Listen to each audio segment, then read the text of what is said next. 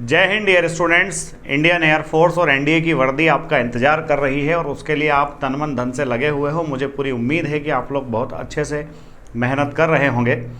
Air force के लिए English के प्रैक्टिस टेस्ट की जो हमारी जो सीरीज है, इसका आज हमारा सेकंड लेक्चर है।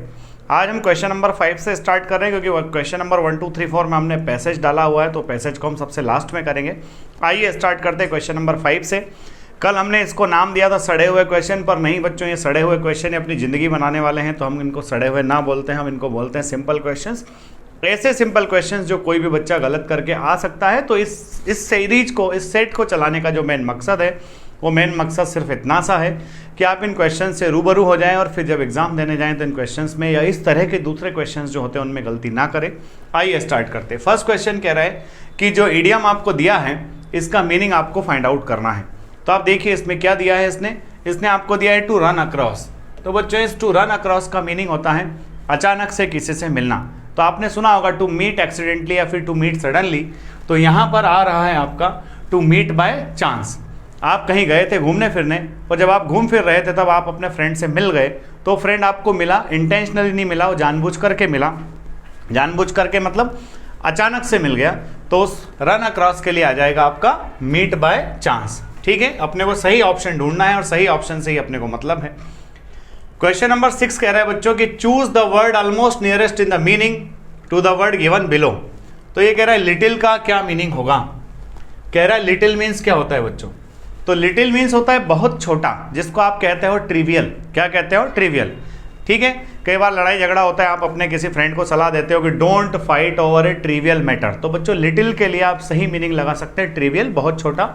तो यहाँ पर ट्रिवियल सही है, ये पेटी, सैंपल और सिंपल सही नहीं है। लिटिल मतलब छोटा, छोटे के लिए आ जाएगा ट्रिवियल।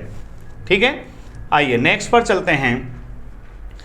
नेक्स्ट पर चलते हैं बच्चों, ये कह रहा है choose the word almost opposite in meaning to the word given below. जो वर्ड दिया है उसका अपोजिट आपको फाइंड आउट करना है। बच्चों कह रहे हैं इमोर्टल। इमोर्टल मतलब होता है अमर, जो कभी ना मरे वो अमर। ठीक है, तो इमोर्टल मीन्स होता है अमर, जो कभी ना मरे। और ऐसा जो थोड़े टाइम के लिए आता है उसको क्या कहेंगे। जैसे मनुष्य है, देवता इमोर्टल होता है, और मनुष्य कैसा होता है बच्चों? नश्वर होता है, जो थोड़े टाइम के लिए आता है। तो बच्चों ये इस इटर्नल का मतलब भी अमर ही होता है, और परमानेंट मतलब भी एक तरह से आप अमर ही कहते हैं। डेथली नहीं होगा, यहाँ पर सही आंसर होगा बच्चों टेम्पररी। इमोर्टल का एग्जैक्ट अपोजिट जो होगा वो टेम्पररी होगा। इमोर्टल मीन्स हमेशा के लिए, टेम्पररी मतलब थोड़े टाइम के लिए। तो आपकी यात्रा सही चल रही होगी। आप लोग खुशी के साथ इन टेस्ट को सॉल्व करें। आप कमेंट बॉक्स में आपके मार्क्स जरूर लिखें, ताकि हमको ये पता चले कि कौन कौन बच्चा टेस्ट दे रहा है और उसकी परफॉर्मेंस कैसी है। कम और ज़्यादा मार्क्स आना मायने नहीं रखता है, मायने रखता है प्रैक्टिस करना, क्योंकि यही प्रैक्टिस आपको लास्ट डे एग्जाम वाले दिन हेल्प करने वाली है। आइए नेक्स्ट क्वेश्चन पर चलते हैं। क्वेश्चन नंबर 8 हमारा है choose the correct one word substitute for the following sentence. जो सेंटेंस दिया है उसके लिए करेक्ट वन वर्ड क्या होगा। और सेंटेंस क्या है देखिए, living together of a man and woman, है ना, एक महिला और पुरुष का साथ में रहना, without being married to each other. वो एक दूसरे से शादी ना करें और शादी किए बिना एक दूसरे के साथ रहें, तो उसे क्या कहते हैं। तो बच्चों उसे हम कहते हैं मैरिज भी नहीं कहते हैं, लीनिएज मतलब वंश होता है। यहाँ पर सही आंसर आएगा बच्चों कॉन्क्यूबिनेज। क्या आएगा? कॉन्क्यूबिनेज। अगर याद नहीं है तो याद भी करते चलिए साथ साथ कि महिला, जिसको अब आजकल हम क्या कहते हैं, लिव इन रिलेशनशिप कहते हैं, उस लिव इन रिलेशनशिप के लिए ये आपका सही है कि बिना शादी के अगर एक साथ रहेंगे तो उसको क्या बोलेंगे, बिना शादी के एक साथ रहेंगे तो उसको कॉन्क्यूबिनेज बोलेंगे। ठीक है, आइए क्वेश्चन नंबर 9 एंड 10। ये 9 एंड 10 कहता है बच्चों कि 4 पार्ट्स दिए हैं आपको इसका ABCD, यानी कि एक तरह से PQRS का क्वेश्चन है। किसका क्वेश्चन है? PQRS का। इसमें देख रहा है for some time which is troublesome the weather becomes cool and pleasant though there is humidity in it, है ना। The correct sequence should be. Correct sequence क्या होगा? ठीक है, तो देखिए हमको ये देख लेना है कि स्टार्टिंग कहां से हो रहा है। तो हमको लगता है कि स्टार्टिंग कहां से हो सकता है, द वेदर बिकम्स से। कहां से? द वेदर बिकम्स से। अच्छा बच्चों इसमें एक और हिंट दिया है। देखो हिंट क्या है, ये जो विच आया है ना, ये विच आपका रिलेटिव प्रोनाउन है। ये रिलेटिव प्रोनाउन है विच, यानी कि विच किसके साथ आता है? नॉन लिविंग के साथ, या ऐसी कोई चीज जिसको आप, है ना, निर्जीव के साथ आता है। तो इस विच के लिए मुझे सबसे अच्छा दिखता है इट, है ना, कि इट के साथ क्या आ जाएगा? विच। तो आइए देखते हैं। The weather becomes cool and pleasant for some time, मौसम थोड़ी देर के लिए क्या हो गया, ठंडा हो गया और आनंददायक हो गया, कितनी देर के लिए, सम टाइम के लिए, ठीक है। Though there is humidity in it which is troublesome, हालांकि इसमें ह्यूमिडिटी थी जो कि ट्रबलसम थी, तो आप कह सकते हैं CADB। तो आप ऑप्शन में ढूंढिए बेटा CADB, आपके ऑप्शन डी में आ रहा है CADB। तो आपको दो हिंट मिले कि एक तो ये कि वेदर को आपने रिलेट कर दिया इससे, है ना, वेदर कूल हुआ कितनी देर के लिए, थोड़े टाइम के लिए, और आप इट को रिलेट कर दिया विच से। तो आपका अभी सेंटेंस का गलत होने का कोई चांस नहीं बनता है। इसी तरह से आपको करते चलना है, इसी तरह से आपको देखिए कॉन्फिडेंट थोड़ा सा रहना पड़ेगा। कॉन्फिडेंस जब आपके अंदर होगा तो डेफिनेटली कोई मेरी जो ये आर्मी है, मेरे जो बच्चे हैं, जो आप लोग मेहनत कर रहे हैं इंडियन एयरफोर्स के लिए, नेवी के लिए, एनडीए के लिए, आपको सारी चीज़ें आसानी से बनती चली जाएगी। आइए नेक्स्ट देखते हैं। इसमें भी वही PQRS है, well skilled in his job. कौन है well skilled in his job, he is capable person, है ना, वो बंदा कैपेबल है, well skilled in his job. जब दोनों सेंटेंस पढ़े तो हमको दोनों में रिलेशन समझ में आ रहे हैं कि he is capable person, well skilled in his job. तो क्या ये BA हो सकता है, BA अगर हो सकता है तो हम आगे देखते हैं, है ना। But his roughness of rustic nature devalues his achievements, है ना, कि वो बंदा है, कैपेबल है, उसके अंदर स्किल्ड है, वो स्किल रखता है अपने पास में, पर उसका रफनेस है, उसका रस्टिक नेचर जो है वो डिवैल्यूज कर देता है उसके अचीवमेंट को। तो यहाँ पर आ जाना चाहिए BACD। देखिएगा जरा BACD कहीं है क्या, सही आंसर आप लोगों ने चूज किया है, सही आंसर होगा बेटा BACD। यस, आपसे बनते जा रहे हैं। देखो क्वेश्चन जब सॉल्व होते हैं, क्वेश्चंस के बनने की खुशी जो चेहरे पे होती है वो बड़ी मजेदार खुशी होती है बच्चों। नेक्स्ट क्वेश्चन आप देखेंगे, नेक्स्ट क्वेश्चन आप देखिए बच्चों, select the one which best expresses same sentence in passive voice. कुछ नहीं करना है, उसने बोला है कि एक्टिव वॉइस है, इसको पैसिव वॉइस कीजिए। Run home please, run home please. हम लोगों ने पढ़ा है कि जब प्लीज आ जाता है और ये रन होम कह रहा है तो हम लोग generally requested to, ordered to या फिर एडवाइज्ड टू का यूज करते हैं। तो आप प्लीज हटा करके ऐसा कर सकते हैं, you are requested to, you are requested to. देखिए जरा यू आर रिक्वेस्टेड टू कहीं है क्या, सिर्फ एक ही सेंटेंस में है, you are requested to run home. So please हटाएंगे, रिक्वेस्टेड टू, ऑर्डर्ड टू या फिर एडवाइज्ड टू, तीनों में से किसी एक का यूज करेंगे। बाकी दोनों हमको दिख नहीं रहे हैं, सिर्फ एक ही मिल रहा है क्या, रिक्वेस्टेड टू। तो हमने यू आर रिक्वेस्टेड टू को चूज किया और हमारा सही ऑप्शन क्या हो गया बच्चों, C। आइए देखते हैं नंबर नेक्स्ट। नेक्स्ट है बेटा, select the direct which best express the same sentence in direct या इनडायरेक्ट स्पीच। वो कह रहा है कि आपको जो दिया है उसमें आप देखिए ये जो सेंटेंस है आपका, the doctor said to the patient take complete rest. अब उसने ये नहीं कहा है कि उसने जो दिया है वो डायरेक्ट में है या फिर इनडायरेक्ट में है, उसने ये कह दिया है कि हमने जो सेंटेंस दिया है ना ये किसी ना किसी नरेशन का पार्ट है, किसी ना किसी स्पीच में है, या तो डायरेक्ट में है या फिर इनडायरेक्ट में है। आप इनका कोई भी डायरेक्ट या इनडायरेक्ट नीचे सर्च कीजिए। तो हमने जब देखा बेटा इसको तो ये हमको लग गया कि इसमें the doctor said to the patient take complete rest, ये हमको दिख रहा है कि किसमें है भैया, ये डायरेक्ट नरेशन में। जब ये डायरेक्ट है तो इसका इनडायरेक्ट।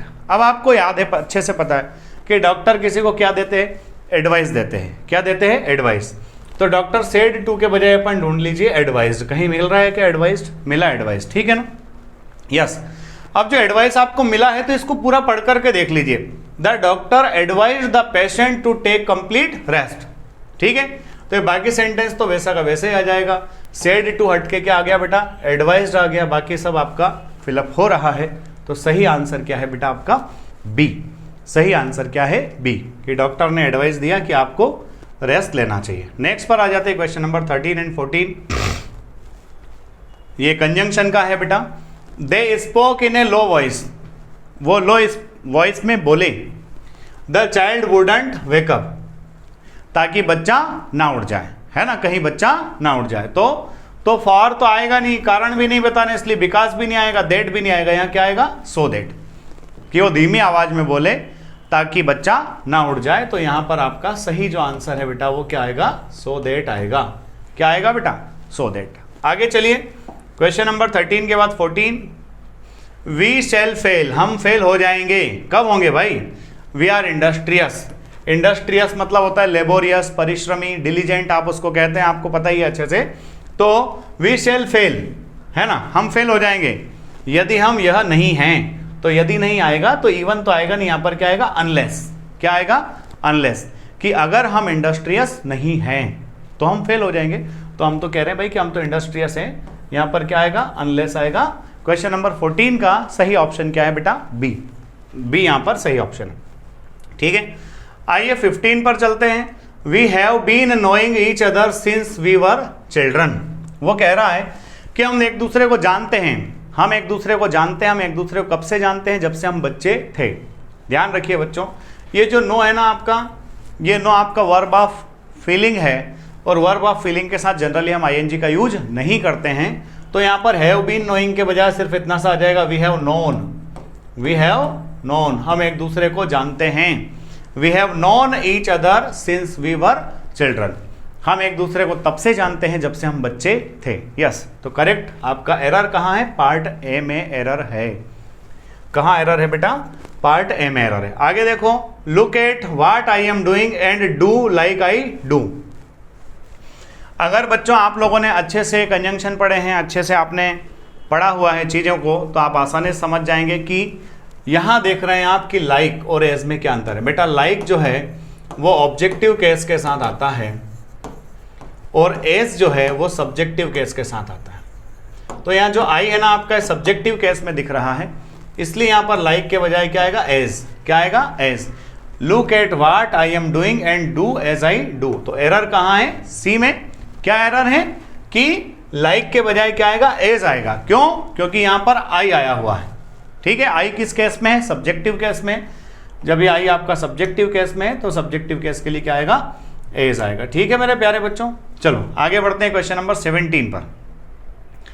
वो कह रहा है कि जो sentence, choose the sentence with the correct use of adverb. ऐसा सेंटेंस चूज कीजिए जिसमें एडवर्ब को ठीक से यूज किया गया है। ऐसा सेंटेंस चूज कीजिए जिसमें एडवर्ब को ठीक से यूज किया गया है। आपको यहाँ पर एक एडवर्ब दिख रहा है बेटा, सेल्डम। क्या दिख रहा है, सेल्डम, है ना। तो सेल्डम मतलब स्मोकिंग की बात हो रही, तो कम स्मोकिंग करता है, बहुत थोड़ी सी स्मोकिंग करता है, नहीं नहीं, इसमें बात आएगी कभी कभार करता है। अब कभी कभार की लोकेशन चाहिए, तो जो सेल्डम है ना बच्चों, आपके एडवर्ब ऑफ फ्रीक्वेंसी जो होते हैं, ये एडवर्ब ऑफ फ्रीक्वेंसी कहाँ आते हैं, मेन वर्ब से पहले। इसलिए यहाँ पर सही आंसर क्या है, my brother seldom smokes. My brother seldom smokes. क्यों, एडवर्ब ऑफ फ्रीक्वेंसी कहाँ आता है, मेन वर्ब से पहले आता है। ठीक है, तो कौन सा ऑप्शन सही है बेटा, बी ऑप्शन सही है। आइए नंबर 18 पर। ठीक है, ये कह रहा है fill in the blanks with the suitable determiners. Suitable determiners लगाइए। Those people have money, many money, money के साथ मैनी नहीं आएगा। ए लॉट नहीं आएगा, ए लॉट के साथ ऑफ आना चाहिए था। ए लॉट ऑफ ये आ जाएगा, ए लॉट्स ऑफ, ए के साथ एस भी नहीं आता, इसलिए ये भी गलत। तो सही क्या है, a lot of. Those people have a lot of money. आप लोग ये प्रैक्टिस सेट देख रहे हैं, ये आप लोग हमको ये भी सजेशन दें कि क्या प्रैक्टिस सेट आपको वीडियो शूट करके ही डालें या फिर लाइव प्रैक्टिस सेट्स लेकर के आए। आप लोग इस कमेंट बॉक्स में जरूर बताइएगा। और ये बात मैं आपको इस लास्ट वीडियो के लास्ट में इसलिए बोल रहा हूँ कि सिर्फ घूमने फिरने वाले लोग वो सही सजेशन नहीं देंगे, वही बच्चे यहाँ पर सजेशन दे पाएंगे जो बच्चे इस वीडियो को देख रहे हैं, जो बच्चे इस वीडियो में इंटरेस्ट ले रहे हैं। आइएगा क्वेश्चन नंबर 19 पर चलते हैं। क्वेश्चन नंबर 19 पर है more one has more one wants. बच्चों ये एडजेक्टिव का क्वेश्चन है। किसका क्वेश्चन है, एडजेक्टिव का क्वेश्चन है। और एडजेक्टिव का क्वेश्चन कौन सा है, ग्रेजुअल इंक्रीज डिक्रीज वाला। कौन सा, ग्रेजुअल इंक्रीज या फिर डिक्रीज। डिजायर एक तरह से बढ़ रही है, तो वहां आपने क्या पढ़ा था कि the plus comparative degree, the plus comparative degree. तो यहां पर दोनों जगह दादा आएगा बच्चों कि the more one has the more one wants. जिसके पास जितना ज्यादा होता है उसको उतना ही ज्यादा चाहिए रहता है। ठीक है ना, सही बात है। ज्यादा मार्क्स आ रहे हैं तो और ज्यादा की इच्छा होना में कौन सी बुराई है, सही है, होना चाहिए, आना चाहिए। ठीक है, 19 के बाद ये 20 है।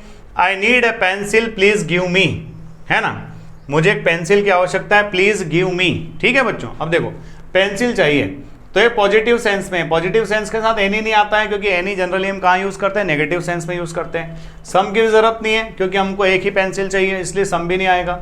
जब ऑलरेडी यहाँ पेंसिल यूज कर लिया है तो वापस से पेंसिल का यूज करने की जरूरत नहीं है, नाउन का रिपीटेटिव यूज नहीं करना चाहिए। तो इसके लिए सही जो आपका है वो क्या आ जाएगा, 1, कि I need a pencil please give me 1। अब आगे देखते हैं बच्चों, ये हमारा 20 था।